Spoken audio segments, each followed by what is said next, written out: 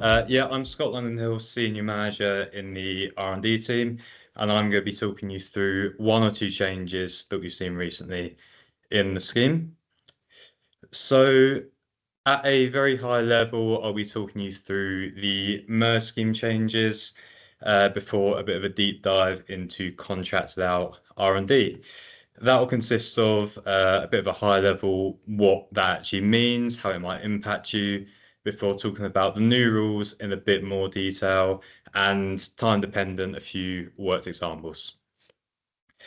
So the MERS scheme, most of you will know about this. This came in for accounting periods starting after the 1st of April 2024.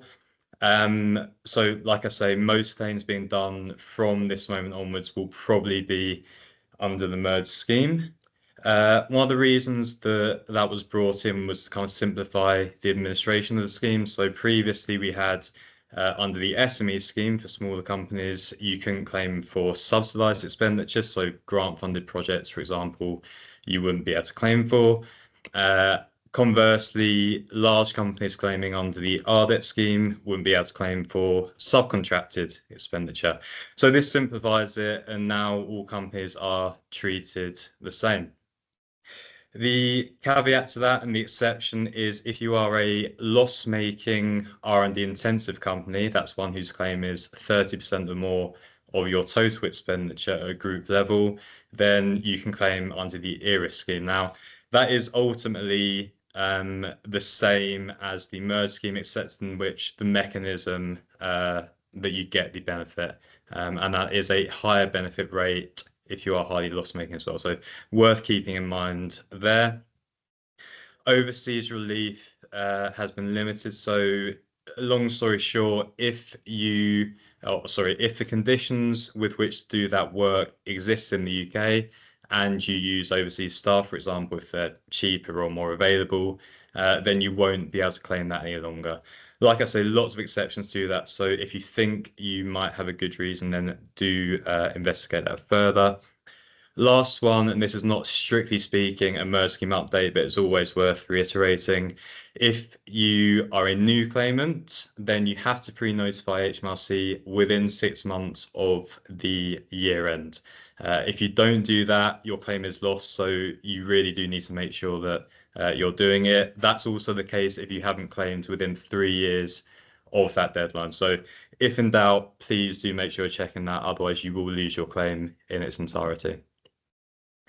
So onto the old rules, and what do we actually mean by contracted out R&D? Now, essentially, the rule is if R&D is contracted to you, then you're not able to claim for those costs. And that's the same in the old scheme and also under the MERS scheme as well. Now, I think the important thing to sort of note on that is that there was a huge amount of confusion before, a massive lack of clarity as well. And we essentially saw situations where HMRC were trying to bend their rules depending on whatever suited their position best. The long and short of it, and what HMRC were going after before, is they were saying essentially if there is a contract and if R&D is required to fulfill that contract, then R&D has been contracted to you and therefore you can't claim. Now, that seems, I suppose, in a way quite intuitive and it is quite a simple rule without much sort of leeway. But the issue is we're having situations where the R&D is so far removed from the original contract, it's completely, not within that original company's intention for that R&D to happen. And so we're having situations where despite them having no knowledge, this other company which is doing really good work based on that is not able to claim. So a number of tribunal cases were opened into this and other surrounding issues as well. I won't go into those into detail. Quinn Engineering is one of the big cases, which I think my colleague Jay covered this time last year. But essentially, the taxpayer won those cases. HMRC did initially double down on that position of if there's a contract, it's been contracted out. But subsequently, there were a number of other tribunal cases which also backed the taxpayer Eventually, they did row back on that position a little bit. The guidance was eventually updated, but not after a lot of difficulty and a lot of companies being kind of put off making those claims. Fortunately, going forward into the new rules, we have sort of codified that a little bit better, and we have a much clearer position of what's needed, albeit there are a lot of caveats, which I'll come on to. So I won't read out the full definition here. The first two paragraphs of this definition are quite similar to the intention previously around the contracts, and if there's a contract, basically it's been contracted out. However, it's the third paragraph here where that has sort of diverted and we've got a little bit to play with, so to speak. So what that says is having regard to the terms of the contract and any surrounding circumstances, which I'll come on to in a moment, it's reasonable to assume that a intended R&D of that sort would be done when it entered into the contract. So essentially, we're moving away from a situation where it's more about costs and who's engaging the work, and it's more about control, okay? The decision maker in the R&D process, the one which is kind of driving it forward is the one that should claim. Obviously, very nuanced and a lot of difficulties within understanding that.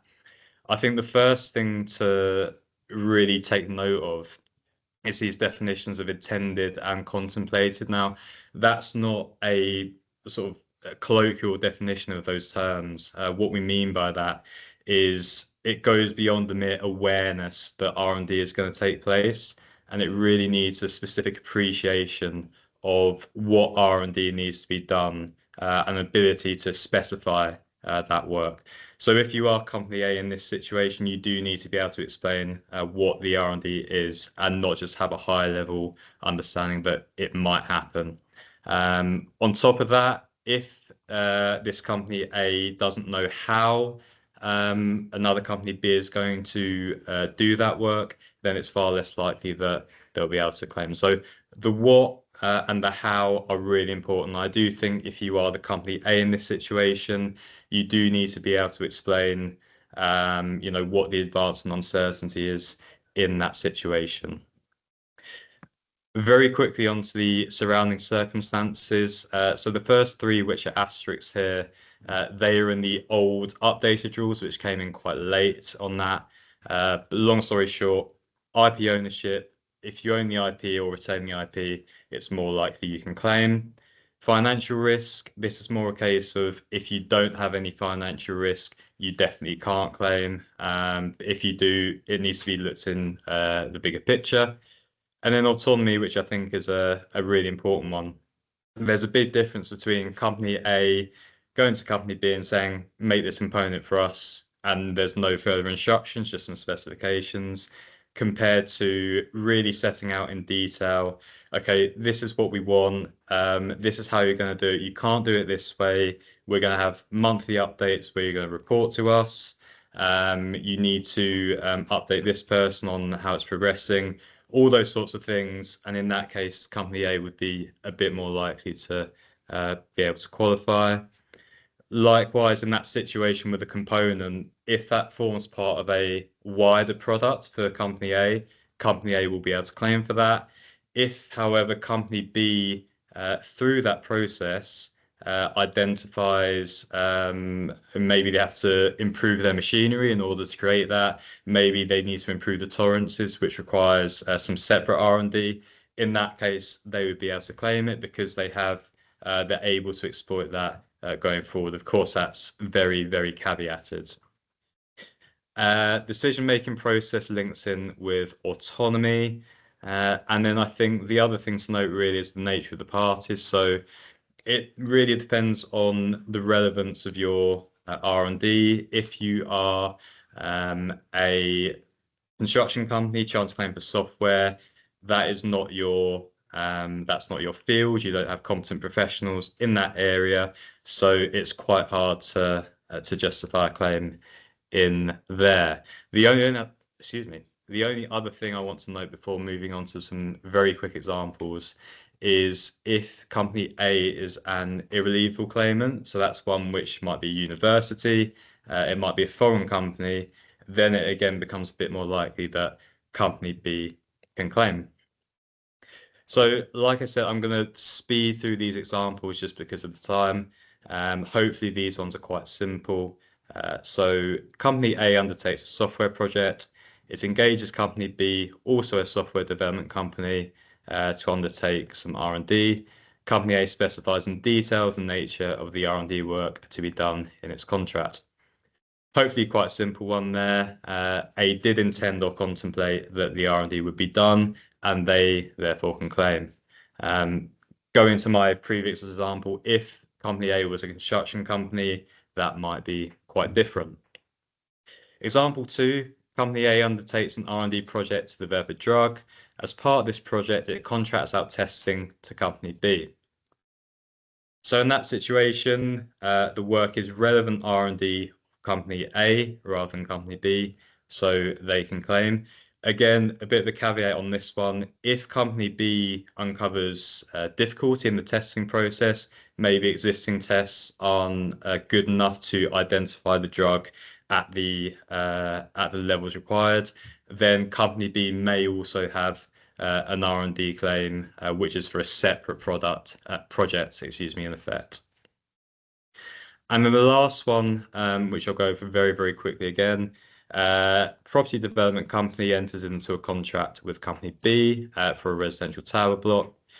When it was signed, neither anticipated R&D would be required.